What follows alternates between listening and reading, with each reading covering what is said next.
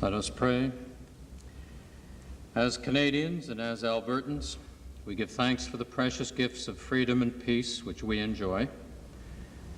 As members of this Legislative Assembly, we rededicate ourselves to the valued traditions of parliamentary democracy as a means of serving our province and our country.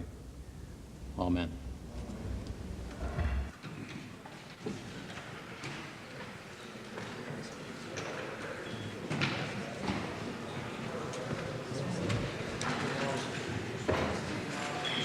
Introduction of visitors. Presenting petitions. Reading and receiving petitions. Mr. Speaker, I move that the petition of Peter Levi, Bill Ralston, Dennis Horn, Terry Norman, and Ernest Stevens for the Maycroft Insurance Company Limited Act be now read and received. Does the Assembly agree with the motion by the Honourable Member for Drumheller? Opposed? Carried. Presenting reports by standing and special committees. Mr. Speaker, pursuant to Standing Order 93, I have taken under consideration the petition for Maycroft Insurance Company Limited Act and have to report to this Assembly that Standing Order 86 has not been complied with. The Private Bills Committee has considered the matter of that petition and recommends to the Assembly that the provisions of Standing Order 89 be waived to permit the bill to be dealt with on the basis of the advertising that has been completed so far. Does the Assembly agree with the recommendation? Opposed? Carried. Notices of motions. Introduction of bills. Mr. Speaker, I request leave to introduce Bill PR 16, Maycroft Insurance Company Limited Act. Mr. Speaker, the purpose of this bill is to incorporate the Maycroft Insurance Company.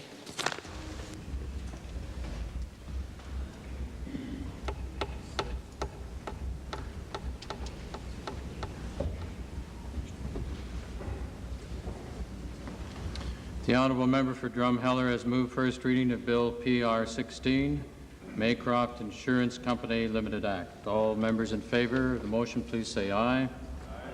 Opposed? Carried. A bill being Maycroft Insurance Company Limited Act, introduced by Honourable Member Mr. Schumacher, is now read a first time. Tabling returns and reports. Mr. Speaker, I beg leave to table the following: the annual report of the University of Alberta for the year 84-85, the annual report of the University of Calgary for the year 84-85, the annual report of Red Deer College for 84-85, the annual report of Medicine Hat College for 84-85, and the statistical report of the Department of Education for 84-85.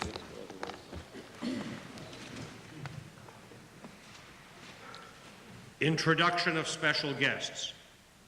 Mr. Speaker, it's my pleasure today, even though I haven't been able to have the opportunity to meet with them, to be able to introduce to you and to the members of the Legislative Assembly 25 students from grades 5 and 6 of the Aldergrove School and their teachers, Paul Gish and Heather Anderson. I would ask them to rise and be recognized in the usual way by the Assembly.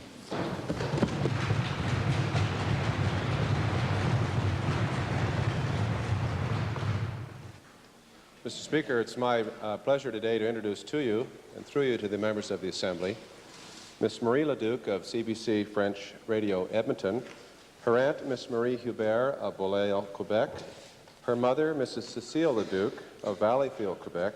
Mr. Speaker, Mrs. Leduc, Mrs. Cecile Leduc, is the mother of Canada's Economic Councillor for NATO, and of course, who is the brother of Marie. They are seated or standing in the members' gallery. Would the members please welcome them?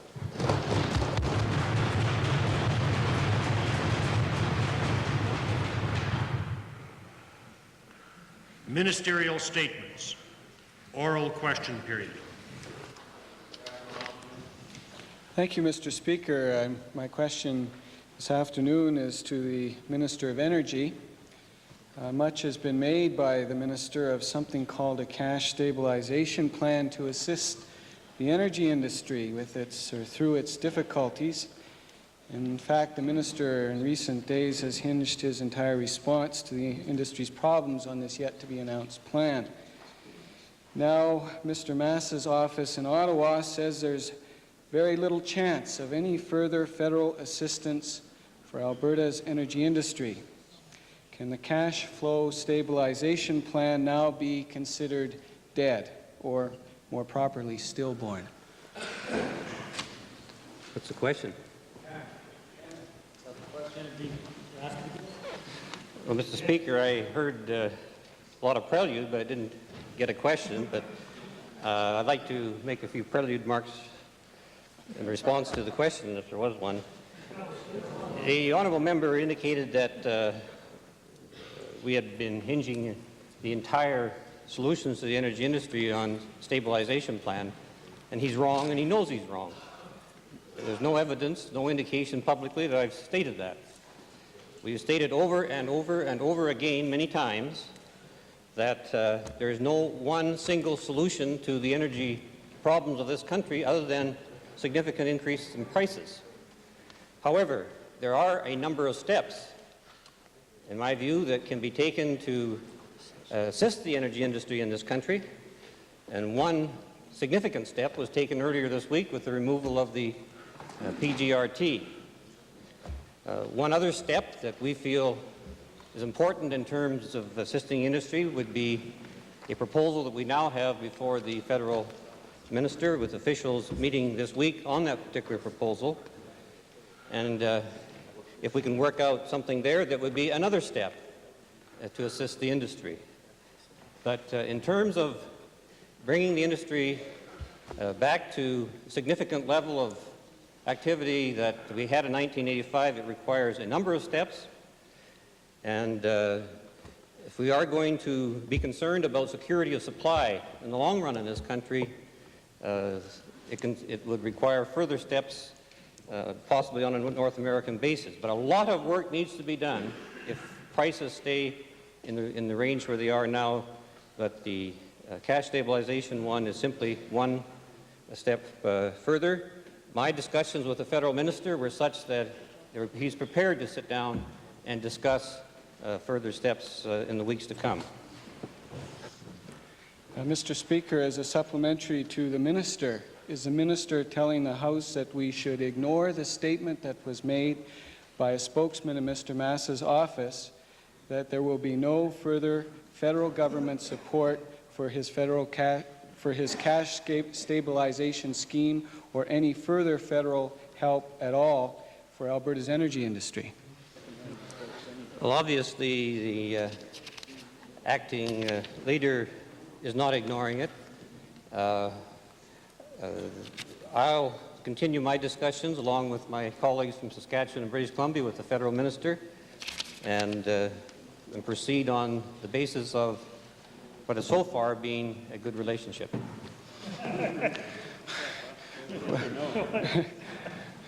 Mr. Speaker, there appears to be a perception in Ottawa and perhaps throughout the country that the removal of the PGRT is sufficient help for this province and for the creation of jobs in the oil industry. Is the minister prepared to embark on any kind of plan in order to correct that perception in Ottawa or other parts of the country? Well, Mr. Speaker, I'm sure that there are those in this country who do feel that that's all the federal government should do. But that's not our feeling, nor is it the feeling of many other people in this country. If we are going to address the long-term security of supply needs in this country, and we had the provincial premiers recently recognizing the national problem requiring a national solution, and the federal energy minister himself recognized that the removal of PGRT was not a national solution in itself. So we will continue to, in whatever ways we can, and I know that the industry as well are planning on doing what they can to have as many people in this country come to the realization that it's in everyone's interest to have a security of supply in the future, in spite of the short-term benefits for those who, well, all of us who are buying gas at the pumps. We will pay for it in the long term unless we address this question of security of supply. Well, thank you, Mr. Speaker. View the comments the minister has made that the solution is a price increase and that this is something that has to be dealt with on a national level in the national interest. Will the minister now begin work on a plan to put in place a floor price for energy so that the solution for this problem can be carried by people all across the country?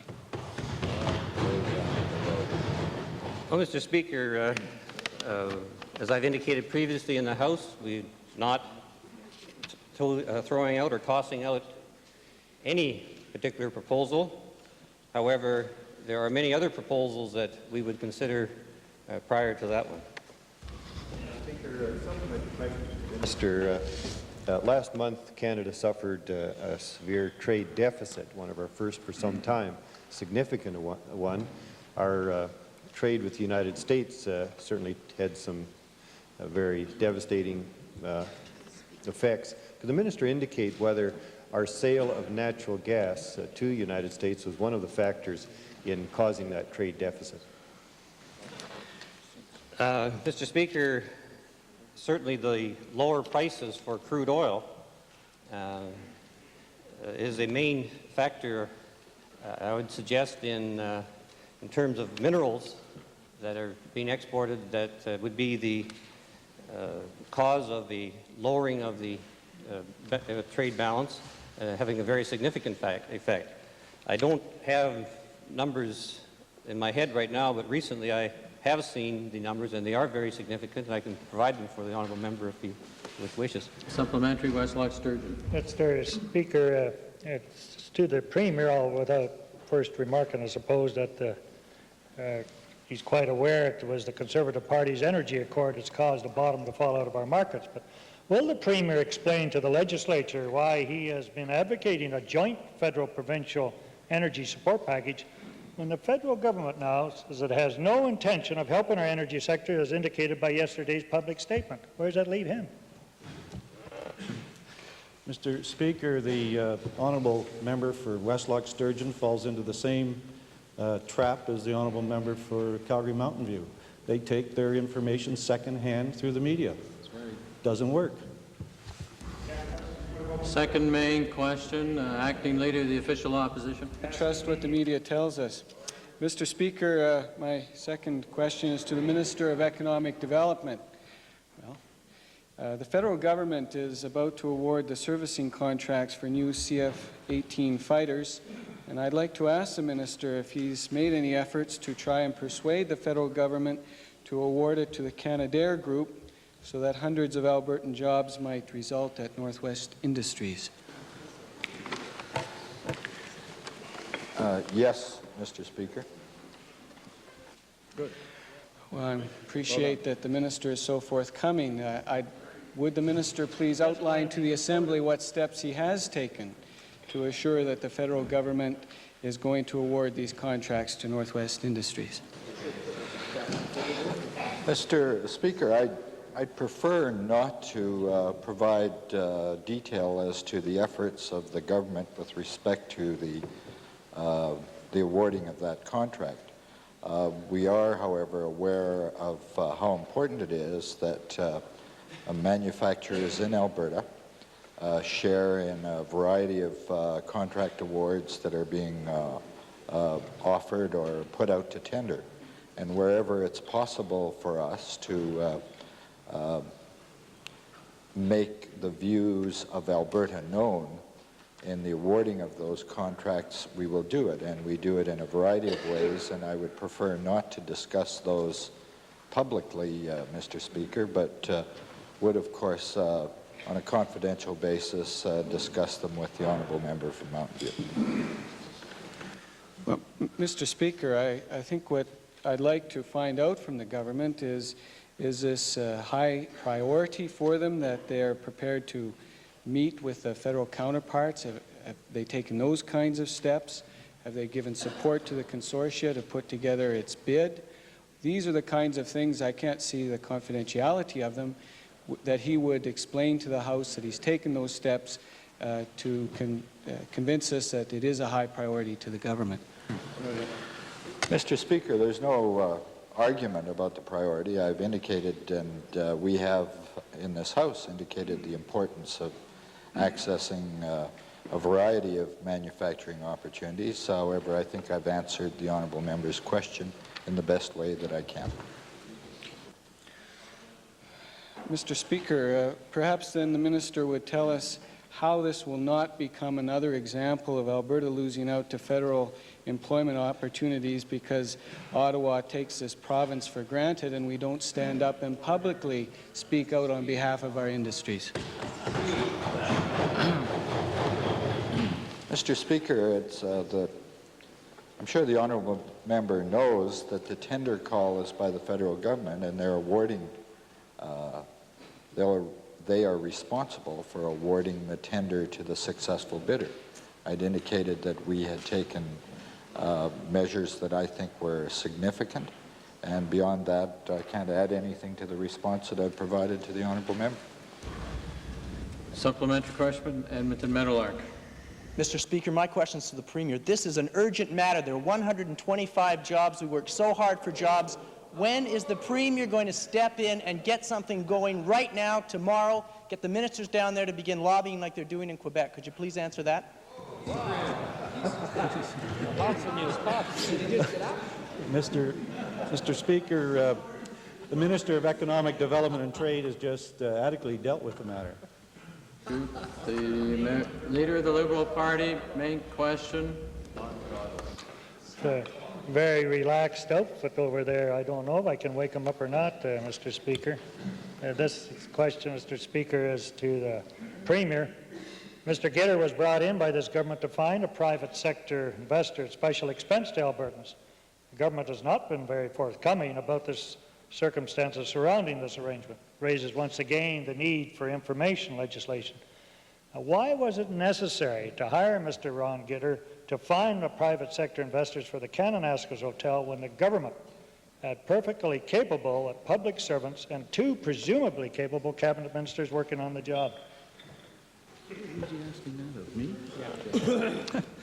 Well, Mr. Speaker, we dealt with this back in November or December publicly. At the time, Mr. Speaker, we availed ourselves of the services of someone who is in the practice of law and also with a specialty in the area of real estate development. We thought it was an excellent way to proceed. It was successful, and we're pleased with the whole plan. Mr. Speaker, to the Premier, it's consoling to know that there's no lawyers working in the bureaucracy and he has to bring them in. But can the Premier confirm that Mr. Gitter's appointment was announced November 14th? The deal was announced December the 6th, which gave Mr. Gitter about 16 working days to put together a deal that was too complicated for two ministers and their entire staffs to put together over months and months of time. I can't confirm that, no. Speaker, to the Premier, perhaps then, this is an easy one, he can reveal the fee paid to Mr. Gitter, a request which has been on the order paper since spring and which he's been repeatedly asked. Mr. Speaker, it's not on the order paper. It's been accepted. And as always, whenever they're accepted, they're replied to as quickly as possible. For Calgary, final supplementary member for West Loch Sturgeon with some care since the matter has been on the order paper. This time, Mr. Speaker, I'll be asking about his attitude. Why is the government so reluctant to reveal the details of the arrangement with Mr. Gitter? What has he got to hide? Well, we aren't reluctant. If we'd been reluctant, we wouldn't have accepted it. The further question in this line is completely out of order. The chair recognizes the leader of the representative party, followed by the member for the member Edmonton Millwoods. Sorry, Mr. Speaker, my question is to the Minister of Agriculture, and the Minister has readily said yesterday that he accepts some of my suggestions in terms of the strike lockout at Thunder Bay and relative actions. Could the Minister indicate, and this is, relates to one of my earlier suggestions, that the Minister meet with the Alberta federal MPs and bring them on side to represent Alberta's position to the Prime Minister and the Federal Minister of Agriculture? Has the Minister done that at this point in time? And if so, what has been the result of that meeting? Mr. Speaker, in response to the honourable member's question, I can indicate to him, no, I have not met with them, but I have discussed with a number of them by telephone. They have indicated to me that their concern is like-minded. Mr. Speaker, supplementary question to the Minister. Is the Minister prepared to meet with the chairman and a committee of the Alberta Caucus, Federal Caucus, to discuss this issue and get some firm commitments from that caucus and the chairman and as many members as possible, so that when they return to Ottawa, there is a clear position of the MPs supporting the Alberta position? Mr. Speaker, I just indicated to the honourable member that there is a like-minded position amongst the Alberta members of Parliament as it relates to the situation in Thunder Bay. They are very concerned about it also. I can share with the honourable member too, as he has indicated, they also do, as we do within this chamber, have a concern as to what developments might take place at the West Coast.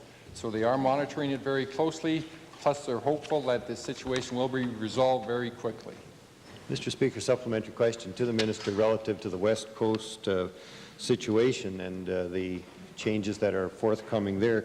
Could the Minister indicate whether he would be prepared, or the government is prepared, to ask the members of Parliament or his federal counterparts, certainly the Prime Minister of the country, to consider legislation that would declare the longshoremen on the West Coast as essential service personnel during the period specifically of this strike that's in place at the present time, and certainly in future periods of time?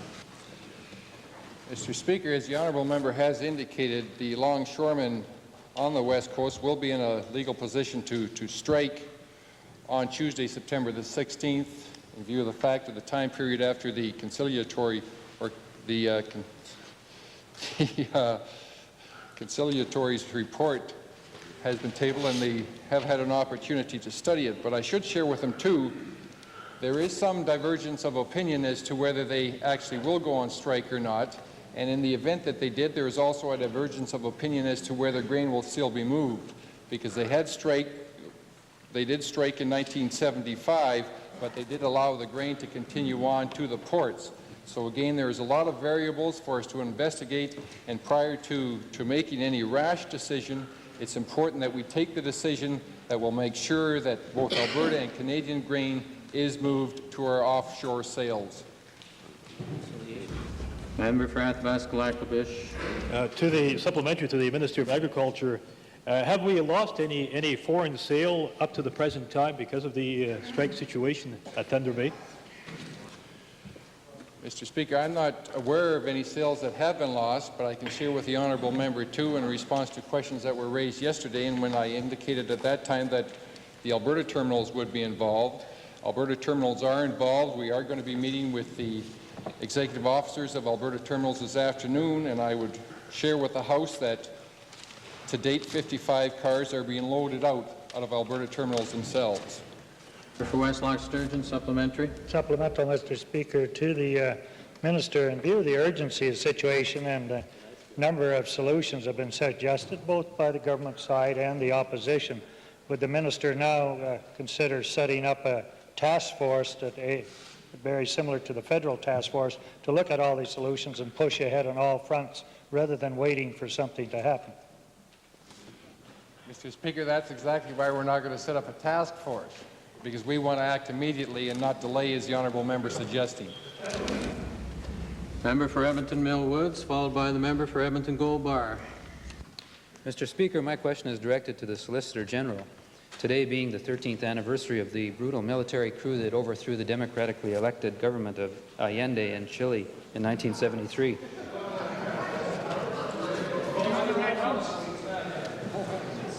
The members opposite joke, Mr. Speaker, but it's not a matter for joking. The Pinochet government forced great... Honourable member, let it not be implied that members are joking with respect to the issue. The question everyone awaits is how this preamble goes on to the question which pertains to provincial government affairs. Just wait. It's coming, Mr. Speaker, if the side opposite will be courteous enough to listen. Given the fact that so many Chileans have been forced to come into exile and so many of them came to here in Alberta, particularly in Edmonton and Calgary and other centres, what consideration is the Solicitor General giving to suspending the sales of Chilean wine products in ALCB outlets, as they did for South African products, as a sign of support for the people of Chile and as a means of placing some economic pressure on that regime?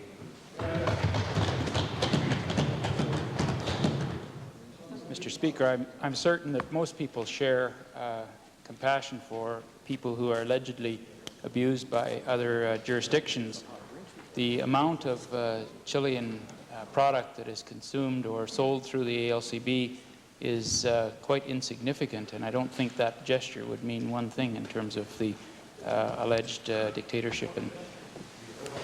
Supplementary question to the Minister for Economic Development and International Trade. Can the Minister justify for us why we're having a steadily increasing trade in terms of sulfur exports and fruit imports with a regime that has been condemned every year in the United Nations since 1973 for the repression of its citizens?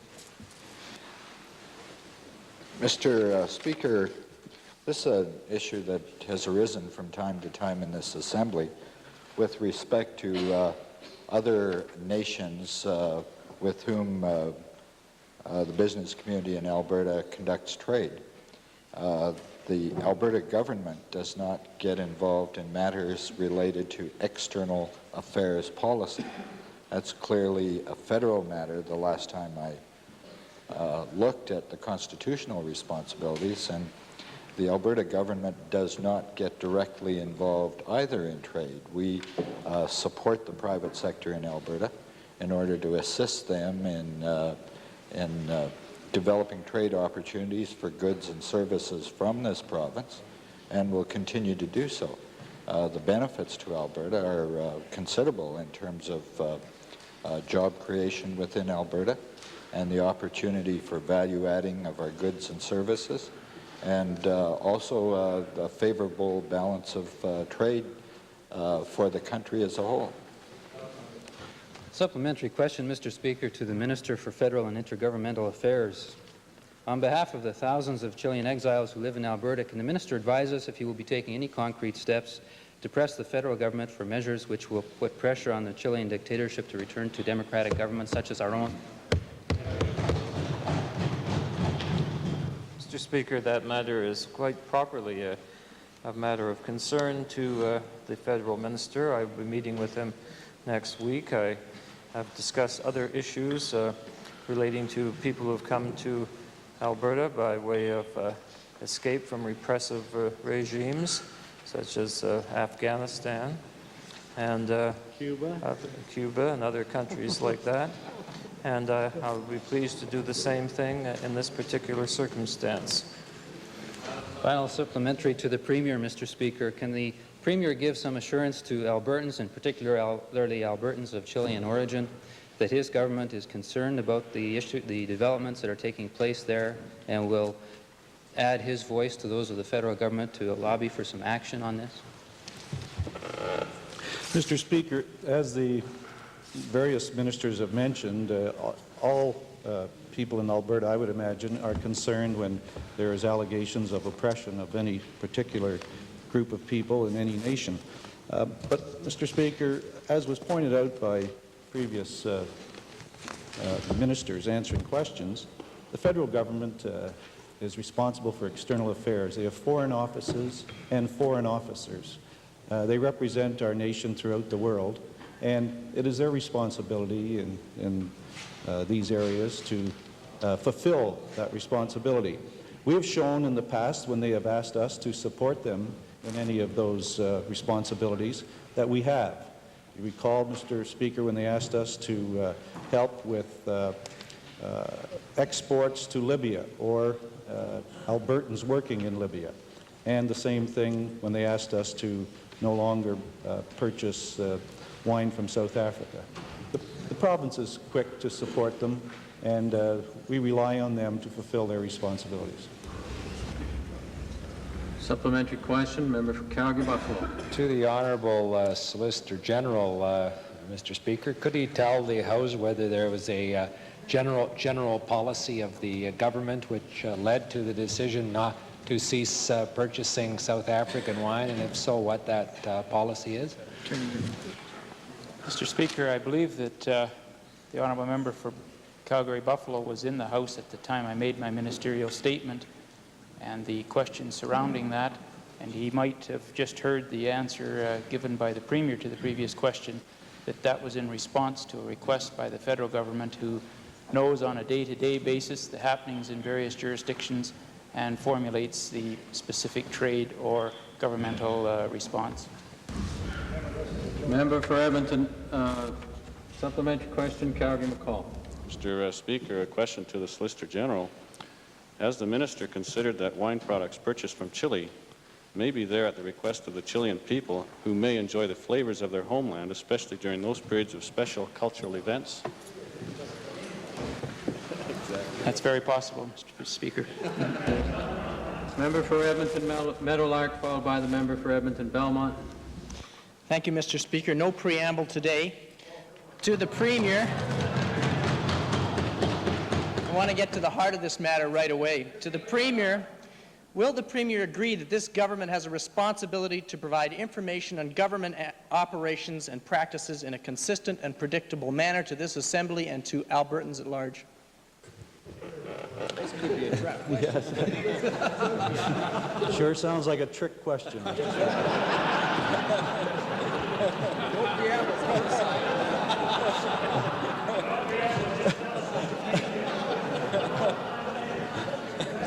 Having said that, yes. What is this government actually doing to ensure that this is happening?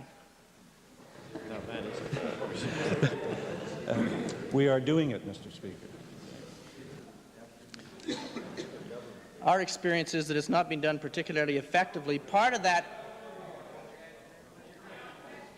what specific direction has this government given to its public servants on how to handle questions from the public? Is there a consistent, specific policy written and disseminated to your public servants on that issue?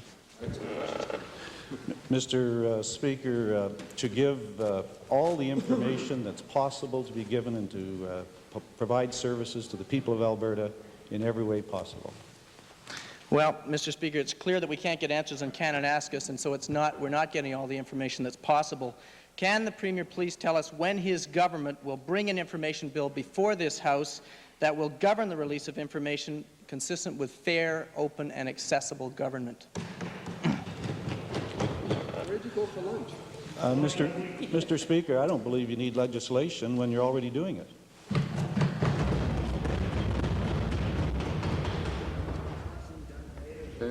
Member for Edmonton Belmont, followed by the member for Athabasca-Lac-La-Biche.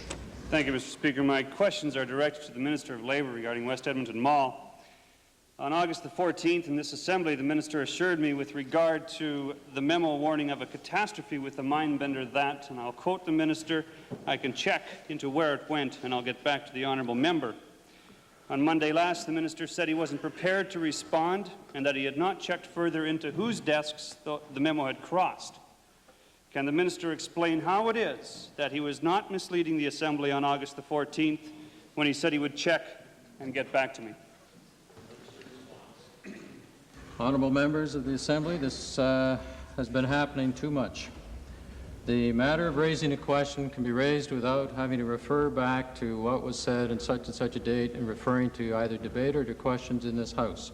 The question should be distinctly framed as a question, without all these quotes, which is from material which is readily available to people of the province through Hansard. And there are sufficient citations within Beauchesne which really prevent this. If the Minister would like to respond to the question And would the questioner please refrain from making those kinds of statements in giving the question? Thank you, Mr. Speaker. First of all, I did make the commitment to the honourable member that I would get back to him, and I will. I think I will have to check the more recent Hansard. My impression by memory was that I said that I had not yet done it, but I will give him the assurance I will in due course, and he will get the comments from it. Why does the minister refuse to give me a straight answer on this? Why, and who in the department, including the previous minister, saw the memo that warned of a catastrophe? I think I answered the question already, Mr. Speaker. Minister has previously taken the view that it is not the responsibility of the government to consistently monitor amusement rides for safety. Is this because the department is unwilling or unable to satisfactorily enforce even the inadequate regulations which are now in place? Without entering into debate, Mr. Speaker, which was invited by the nature of the question and the wording of it, I can factually state that it's a matter of philosophy, obviously, between the honourable member and the government as to what is the responsibility of government in the setting up of laws and regulations and the enforcement thereof. I have specifically stated before it is not the role of government to continually monitor the operation and maintenance of amusement rides or indeed other equipment in the province for which there may be regulations. The responsibility of the government is to make sure that regulations are adequate to ensure reasonable safety, such as can reasonably be achieved, and to monitor on a spot check basis, such as is done, that adequate maintenance is being performed and that the equipment on occasional checks is being adequately maintained. It is manifestly not the responsibility of government to operate nor to maintain the equipment on an ongoing basis. Well, nobody asked you to maintain it or to operate it, Mr. Minister. Mr. Speaker, finally, on Tuesday, the Minister told the Honourable Leader of the Opposition that the rides are relatively safe. Is it the policy of this government that it is good enough that they are only relatively safe, given the accidents and the fatalities that have occurred? Mr. Speaker, the word I used was reasonably safe, and it was in relation to what is reasonable and what can be attained with that type of technology and that type of equipment. Absolute assurances cannot be given. Member for Edmonton Belmont, supplementary. Mr. Speaker, thank you. Friday, there were reports that certain bolts on the drop of doom may be insecure from time to time. Has the minister specifically responded to those reports by sending somebody out from his department to check into them since Friday? Is there any urgency in that? Mr. Speaker, I essentially answered that question last week and earlier this week when I stated that we had gone out and inspected all of the rides at West Edmonton Mall on the Sunday following the fatality, that certain pieces of equipment, the mall were instructed to develop written maintenance programs and a system of being able to check that that maintenance had been performed. The matter of the loose bolts is something that has been brought up at the inquiry, and I will not comment upon that inquiry and the evidence until I receive the report from the commissioners. The member for Athabasca-Lac-La-Biche, followed by the member for Edmonton Beverley. To the Minister of Forestry, Lands and Wildlife. Mr. Speaker, in April 1983, a freeze on issuing new commercial fishing license was enacted by this government. Only those who held either a zone commercial license or a zone fisherman's license were eligible for commercial fishing licenses.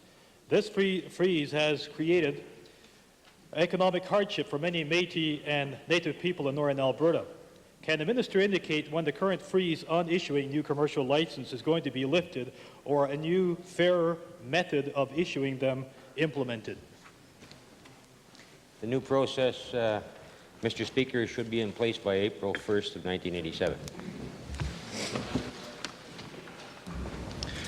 Will he confirm that his department is considering dropping the zone system, and that as a result business people and part-time fishermen from anywhere in the province could come to the north to remove the valuable fish resource and take the money home, leaving the north with empty lakes and no economic development?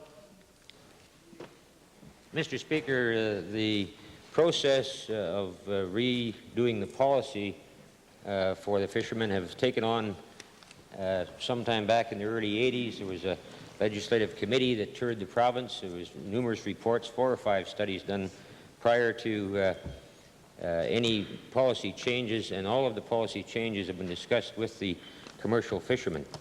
The new program will, when it does come into force, will still maintain the zone system, but the zone system has been recommended that over time be phased out. But for the first 2 years of the new system, it will be maintained.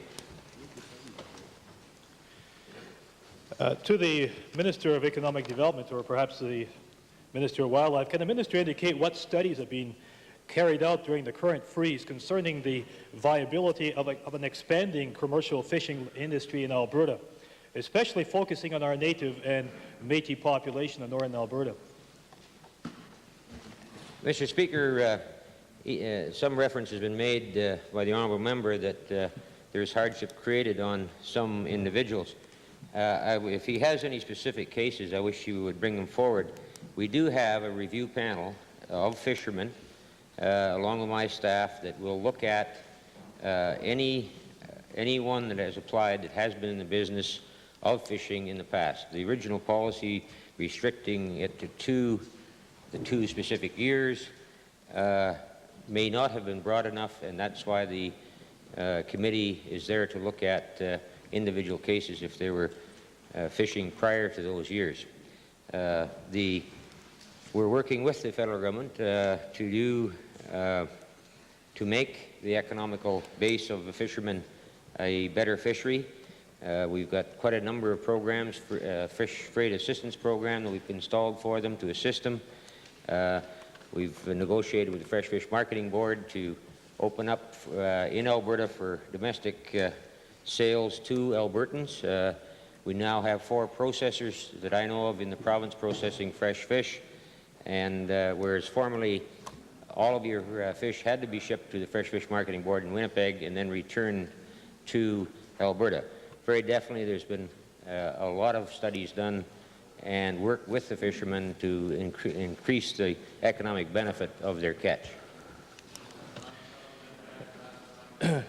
Supplementary. Given the recent rash of charges against Indian people by Fish and Wildlife officers in Alberta, why hasn't the minister sat down with Native leaders to work out a mutually acceptable enforcement of fishing regulation which takes into account respect of Aboriginal rights of our Native people? Mr. Speaker, we have done that and do it on a continuous basis. We have representation from both the Métis and Indian Association on a Fish and Wildlife Advisory Policy Committee.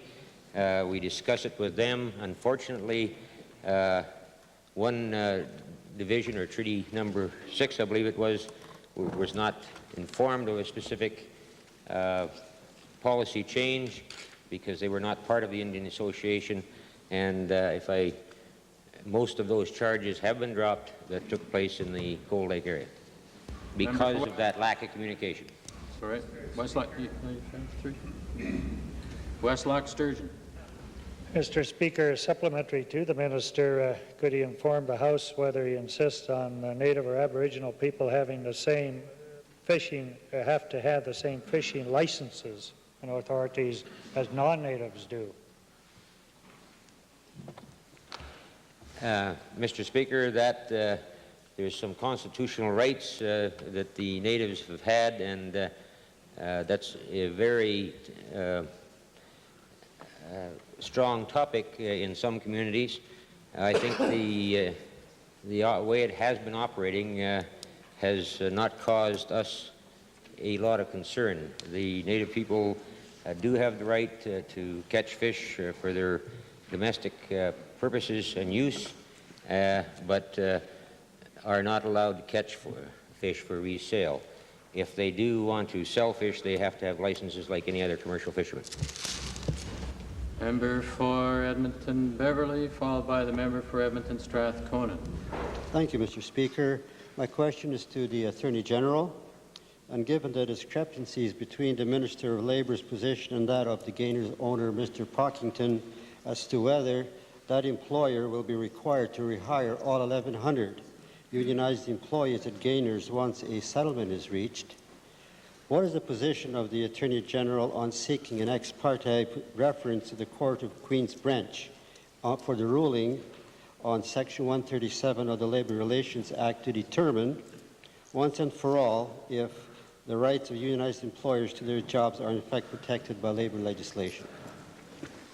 Mr. Speaker, I haven't given any consideration to that suggestion, nor do I think, upon having just heard it, that I would ever consider entertaining that particular type of action.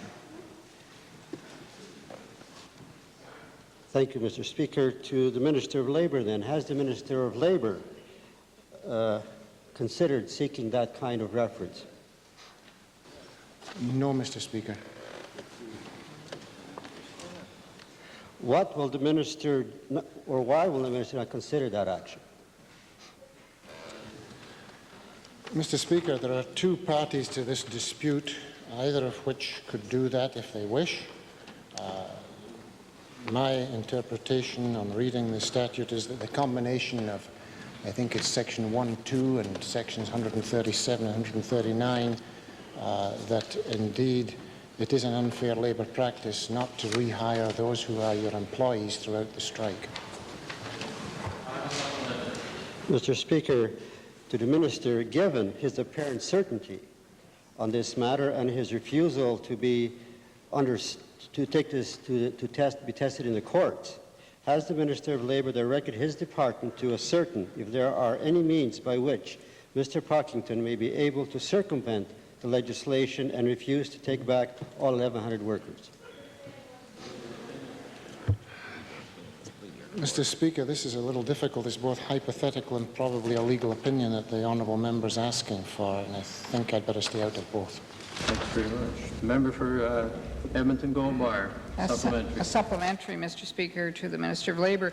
Will the Minister guarantee to this House that the striking workers at Gainers will get their jobs back when the dispute is settled?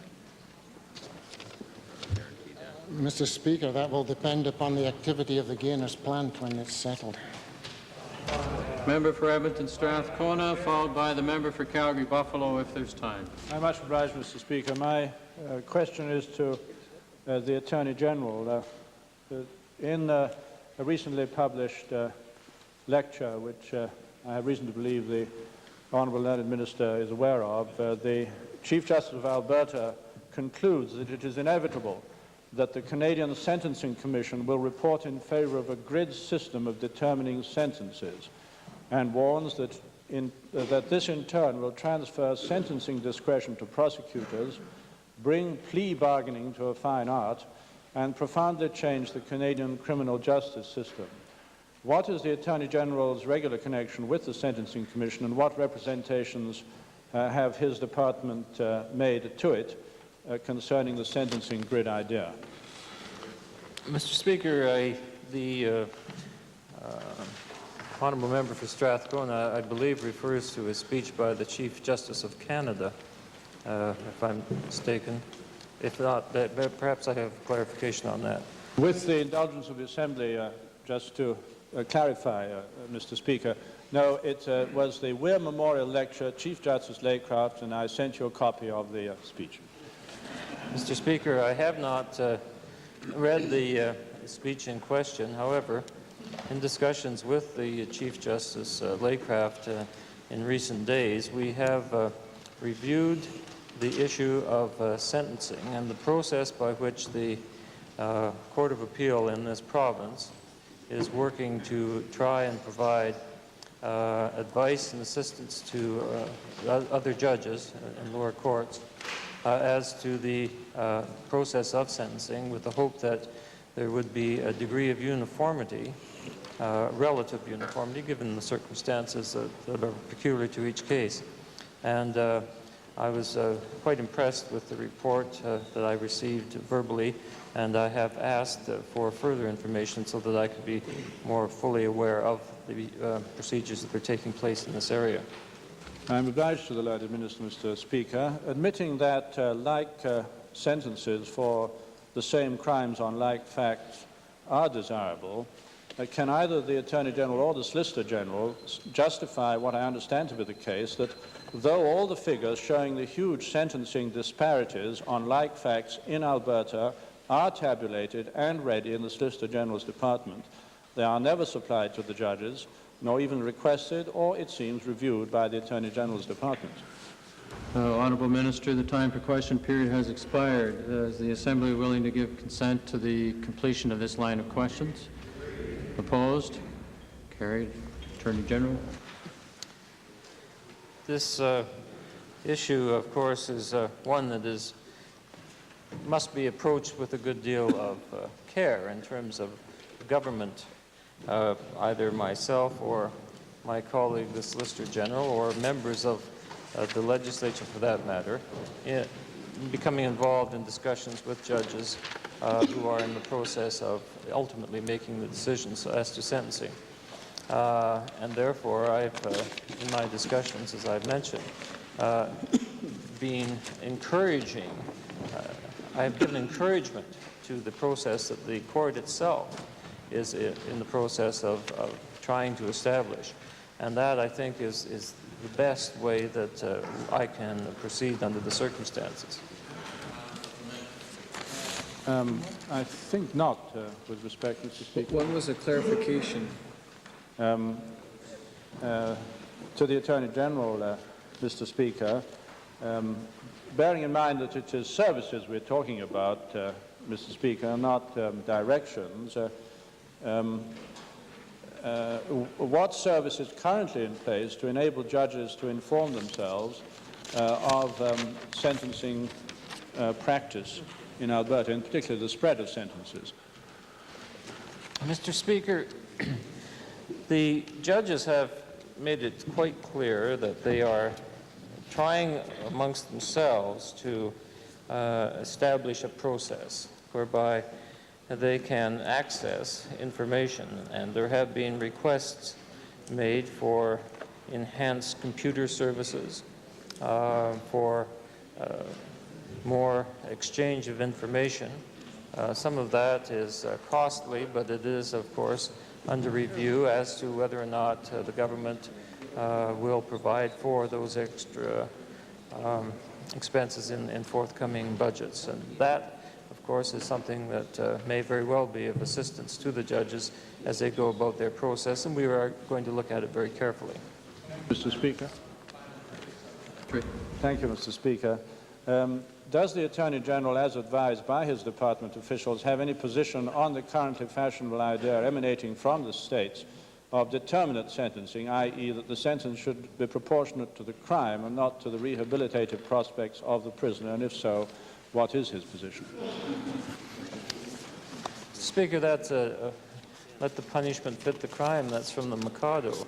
But Mr. Speaker, I think that this is a topic which would warrant a much lengthier question answer than I'm in a position to give at the moment, and I think that this type of thing that I'd certainly be pleased to discuss with the honourable member and get back to him further on it. Final supplementary, member for Calgary-Buffalo. Supplementary on sentencing, Mr. Speaker, to the Minister. In light of the number of people, particularly natives, in jail for failure to pay fines, which may discriminate against the poor contrary to the Charter of Rights, is the government developing a program to reduce the number of people who are in jail because they are poor and can't pay the fines? There are alternative measures, programs, which are under consideration, which are being put into effect in the province. And if the honourable member would like to refer back to the debate on the estimates of the Department of the Attorney General, he will find that I spent some considerable time in my remarks discussing alternative measures to sentencing and incarceration. The Honourable Minister of Energy wishes to make correction with respect to answers given in a previous question period. Minister of Environment, rather. Thank you very much, Mr. Speaker. Yesterday, on the answer to September 10 and reviewing the blues this morning, I incorrectly use two words in response to questions by an honourable member. I referred to the publisher of the Barrhead Leader as the editor of the Barrhead Leader, and I should have referred to the publisher as the publisher. And secondly, I used the phrase prominent board member with the Alberta Weekly Newspapers Association, and that phrase should have been prominent member with the Alberta Newspapers Association. Thank you. The Honourable Minister of Consumer and Corporate Affairs wishes to give information in response to a question as raised yesterday, and having done so, then the member who raised the matter should be identified so the member has the opportunity to respond. Thank you, Mr. Speaker. The member for Edmonton Kingsway yesterday raised a series of questions that are recorded in the Blues. Unfortunately, sir, I wasn't able to respond to those at the time, and I would encourage members in the future to perhaps pose the questions when the minister responsible is in the House, because I do think it gives effect to a much more healthy exchange, one that can be responded to as the questions, even when they are being read, sometimes are more responsive to the answers. But in any event, in short summary, I did, in reviewing the questions, think that they were generally directed to the government's role with regard to our citizens' private property and to the consequences that flow from freedom of choice in the marketplace. And I thought that in large part they were implying that this government ought to buy the horse and saddle, whereas, Mr. Speaker, I might indicate now that it is my view that a government's proper role is not to buy the horse and saddle for the citizen, however, to hold the bridle and keep the horse and saddle steady so that the citizen may choose to get on or off.